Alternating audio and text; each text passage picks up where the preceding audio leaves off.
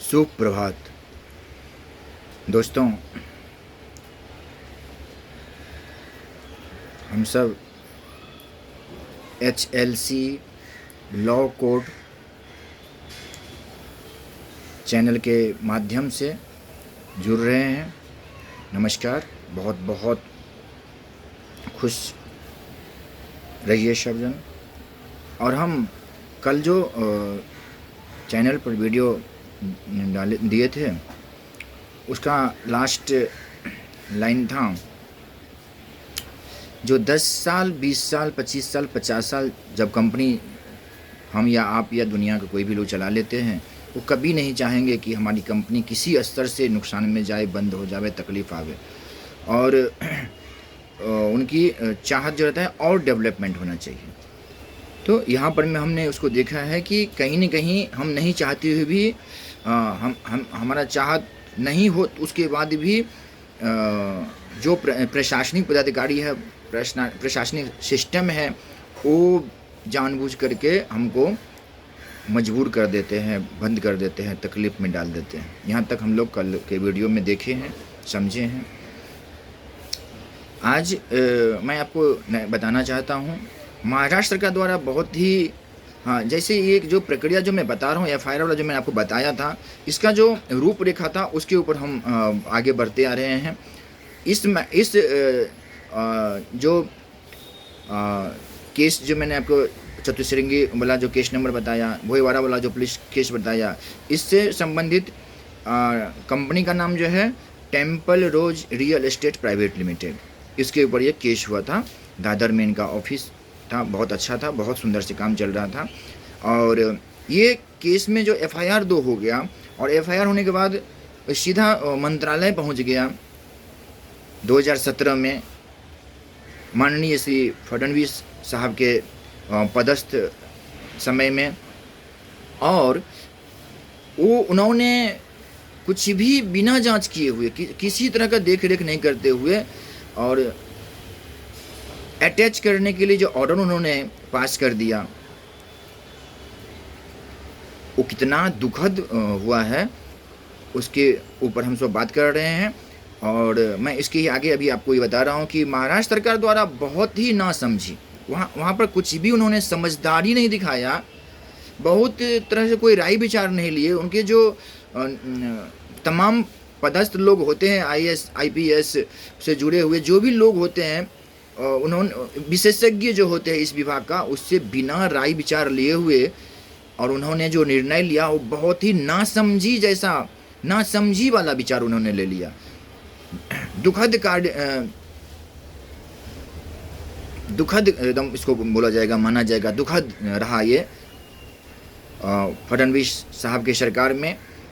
प्रशासन द्वारा जो कार्य किए गए हैं, जैसे केस दर्ज करना, वो ठीक है, सही है। कोई भी तरह का कोई तकलीफ होता है, केस हो रहा है तो दर्ज होना चाहिए। और आधा अधूरा जांच पड़ताल करना, समझ रहे हैं, ये नहीं होना चाहिए। केस दर्ज होना चाहिए लेकिन जांच सही होना चाहिए, वो आधा अधूरा नहीं होना चाहिए।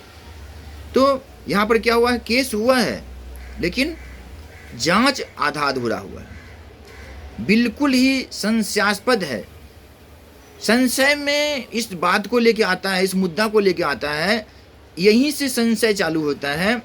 जो अगर FIR हुआ और जांच पदाधिकारी अपने स्तर से जांच करके रिपोर्ट लगा के जब आपके पास फाइल पहुंचा, आपने इसके ऊपर अपने स्तर से क्या जांच किए, और जांच नहीं किए, आपने सारा अटैच का ऑर्डर पास कर दिया, तो कम से कम उसके बाद तो आपको जांच करना चाहिए कि जो हम ऑर्डर पास कर रहे हैं ये कितना जनता का इससे फायदा होगा, लेकिन इसी ऑर्डर से और कितने जनता को नुकसान होगा, ये आपके बदला और कौन सोचेगा, जब मुख्यमंत्री अकेले आप हैं महाराष्ट्र में, और दूसरा कोई मुख्यमंत्री तो नहीं है ना, ये सोचने के लिए कोई डिपार्टमेंट अलग तो नहीं है ना। ये दोनों चीज आपको ही सोचना होगा। आप एक तरफा कैसे सोच सकते हैं? अगर 10,000 पब्लिक के लिए आप बहुत अच्छा काम किए हैं, तो 10 लाख पब्लिक के लिए जो नुकसान आपने किया है, ये भी आपको ही सोचना चाहिए था, जो आपने नहीं सोचा। इसी में आधा अधूरा जांच पड़ताल करना वो बिल्कुल ही संशयास्पद है और अनियमितता स्पष्ट दिख रहा है। पुलिस प्रशासन में कार्यरत पुलिस कांस्टेबल, एसएचओ, थाना प्रभारी, उप निरीक्षक, सहायक उप निरीक्षक, ये तमाम पद पर कार्यरत पदाधिकारी के पढ़ाई लिखाई का अनुपात बहुत कम होता है। वो लोग के कार्य सीमा बहुत जगह बहुत अच्छा होता है, जितना उनको जरूरत उतना वो पढ़े लिखे हैं, उतना काम भी कर रहे हैं, लेकिन बहुत काम के लिए केवल एक विशेषज्ञ, विशेष जानकार अधिकारियों के द्वारा ही कराए जाना चाहिए। सोचनीय बात है। जो आप पदाधिकारी का मैंने नाम लिया है, पद का नाम लिया है, वो अपने जगह पर बिल्कुल ही कंप्लीट है, बिल्कुल ही सही है, लेकिन उससे उनके हद से ऊपर जब आप काम करवाएंगे, जो उनका काम है ही नहीं, वो काम सही कैसे हो सकता है? जिस काम के लिए उस काम का विशेषज्ञ चाहिए, आपने वो विशेषज्ञ को वहां पर में काम नहीं दिया। इसी से लग रहा है, इसी से दिख रहा है, इसी से हो रहा है कि अनियमितता आपने जानबूझ के किया है। और ये अनियमितता का कारण केवल महाराष्ट्र के मुख्यमंत्री माननीय फडणवीस साहब जी हैं। स्पष्ट रूपेण मैं कहूँगा, खुल के कहूँगा, क्योंकि मैं इस मुद्दा पे काम किया हूँ, मैंने इसका दस्तावेज देखा है। मैंने इस दस्तावेज, जो महाराष्ट्र सरकार का दस्तावेज है, वो दस्तावेज चिल्ला चिल्ला के बोल रहा है, ऊंची आवाज में बोल रहा है कि ये फडणवीस साहब ने अनियमितता किया है। तो मेरे दोस्तों, अगर केवल हम सब सरकार के भरोसे ही इतने जन समुदाय निश्चिंत होकर के 5 किलो चावल और 5 किलो गेहूं पर में भरोसा करके मेरे सरकार मेरे सरकार मेरे सरकार मेरे सरकार का गाना लगाए बैठे रहेंगे, तो मेरे सरकार कब केवल अपने लिए सरकार वो बन जाएंगे, आपको पता भी नहीं चलेगा। इसके लिए मैं आपको जागरूक होने के लिए कह रहा हूं। इसके लिए मैं आपको ये वीडियो बना करके दे रहा हूं कि ये हकीकत है। इसके सारे दस्तावेज है जो मैं बोल रहा हूं। ऐसा नहीं कि एक महाराष्ट्र के सीएम के बारे में 2 लाइन में कुछ भी उलूल जुलूल बोल दूं तो नहीं हो सकता है, बहुत गलत हो सकता है। कोई भी जनता उठ के किसी के बारे में कुछ भी ऐसा बोल नहीं सकता है। लेकिन मैं खुले चैलेंज के तौर पर ये कह रहा हूँ। इसका मतलब है कि मेरे पास वो दस्तावेज है, मैंने उसको नज़दीक से देखा है, मैंने हर डिपार्टमेंट में जाके हर पदाधिकारी से मिला है, ईओडब्ल्यू के बड़े बड़े ऑफिसर से हमने मिला है, हमने जज साहब के कोर्ट में बैठ के केस को देखा है चलते हुए। स्पेशल कोर्ट होता है ये केस स्पेशल होता है, ये मामूली चीज़ नहीं है। लेकिन सब कुछ स्पेशल होने के बाद भी अनियमितता कैसे हो रहा है, ये सवाल उठेगा। और इस सवाल का जवाब केवल फडणवीस साहब को देना होगा। वो सरकार हमारे कब तक है? जब तक मेरे लिए अच्छा सोच रहे हैं। लेकिन जिस दिन से वो हमारे लिए बुरा सोचेंगे, भले ही वो पद से जब हटना होगा तब हटेंगे, लेकिन उस दिन से वो सरकार नहीं रहेंगे। सरकार का मतलब क्या होता है, ये समझना बहुत ही कठिन है। और ये लोग जो कुर्सी पे बैठ जाते हैं, एक शब्द का जो मतलब होता है, उनको समझ में इस जीवन में नहीं आ सकता है कि सरकार का मतलब क्या होता है। तो मेरे प्यारे भाई बंधु, मेरे प्यारे दोस्त, मैं ये कोई भाषणबाजी नहीं कर रहा हूँ, आपको सुनाना नहीं चाहता हूँ। मैं केवल जो आप बीती है, मैं इसे हर तबके के समाज तक बात को रखना चाहता हूँ, बात समझाना चाहता हूँ, उनको बचने और बचाने का ज्ञान जो मैंने प्राप्त किया है उसको मैं बांटना चाहता हूँ। मेरा ये मकसद है, मेरा ये मकसद नहीं है। ये आप बीती कहानी है, आज का रोजमर्रा में है। ये इतिहास नहीं है, ये कहानी नहीं है, आज के रोजमर्रा में ये चल रहा है। आज भी कोर्ट में केस है, आज भी कुछ इंक्वायरियां चल रही है, लेकिन केवल कागजी पन्नों में। जो दुखद परिस्थिति में लोग हैं वो दुखद हैं, दुखद रहेंगे, उनको दुख से निवारण नहीं होगा, क्योंकि यहाँ पर मैंने आपको पहले बोला है, बंदर बांट नहीं हो रहा है, इसके लिए पता नहीं चलेगा।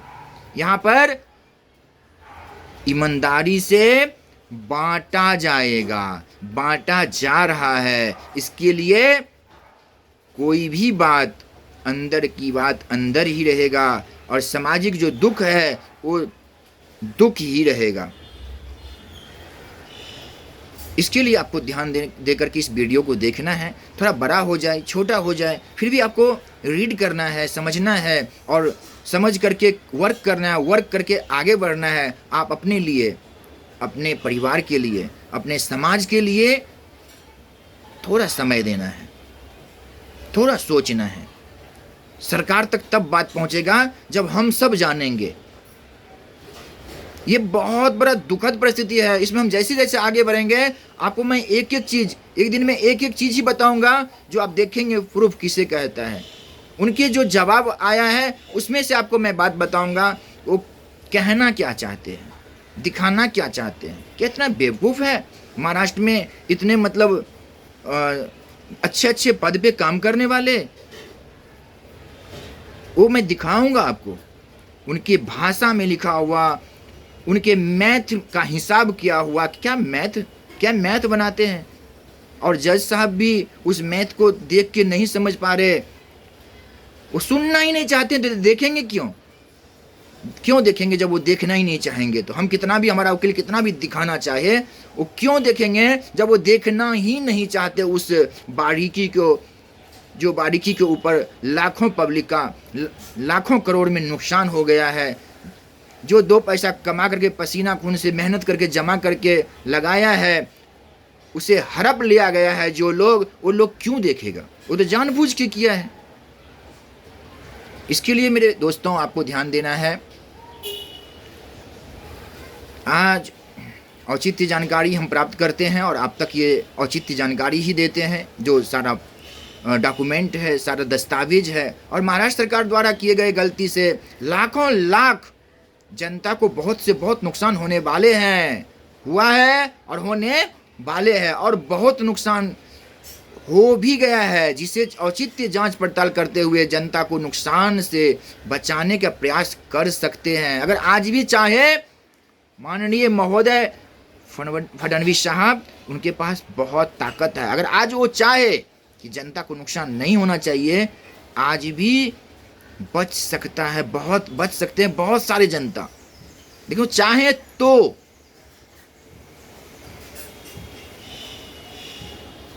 लेकिन दूसरा और एक रास्ता है जिससे बचा जा सकता है। अगर ये जनता जिसका प्रॉब्लम्स हुआ है,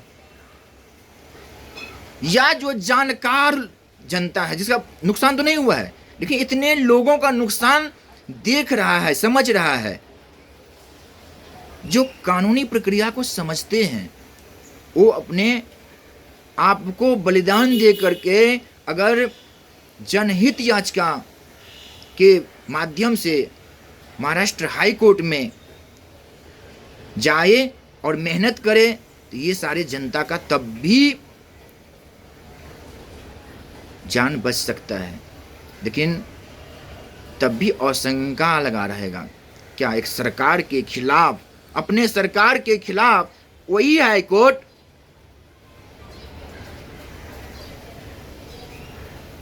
क्या दर्पण बन पाएगा? ये सवाल रहेगा, क्या वो दर्पण बन पाएगा? अपना चेहरा दर्पण में जैसे दिखता है वैसे दिखेगा? जो सच्चाई है क्या उस पर ऑर्डर पास करेगा हाई कोर्ट?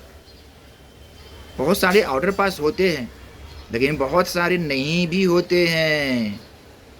सरकार के खिलाफ में हाईकोर्ट में रोज ही ऑर्डर पास होते हैं, बहुत। लेकिन आपको ध्यान रखना होगा, बहुत नहीं भी होते हैं, ये भी ध्यान रखना होगा। मेरे दोस्तों, आज मैं वीडियो को यहीं पर रोकूंगा, समय कुछ ज़्यादा हो गया है, और अगले वीडियो में मैं आपको प्रूफ के साथ, एक मैथ के साथ, जो महाराष्ट्र सरकार के पद पे रहने वाले पदस्थ पदाधिकारी ने बनाया है, उसके विषय में मैं आपको बात करूंगा। और मैं दिखाऊंगा कि Temple Rose Real Estate Private Limited company के मार्फत से 4 राज्य में इनका प्रॉपर्टी का कार्य चल रहा था, और महाराष्ट्र में पूना से जो इनका शुरुआत हुआ है, गिरना, सरकार के द्वारा, सरकार का नज़र चले जाना इनके ऊपर, वो कंपनी को कहां से कहां खड़ा कर दिया है। जो जनता वहां अपना 1-1 रुपया फाइनेंस किया है, वो कहां से कहां चला गया है, इसका रूबरू हम आपसे करेंगे अगले वीडियो में। बहुत बहुत धन्यवाद, बहुत बहुत धन्यवाद। MPID एक्ट को जानना बहुत ज़रूरी है। आज हमारे साथ, कल आपके साथ, परसों उनके साथ, चौथे दिन उनके साथ, कोई भी लोग नहीं बचेगा, क्योंकि सबको आगे बढ़ने के लिए बिजनेस पद्धति में जाना है। और बिजनेस पद्धति में जितना अच्छा है MPID एक्ट, उतना ही नुकसानदायक भी बना दिया जाता है वहाँ के शासन और प्रशासन के माध्यम से। जय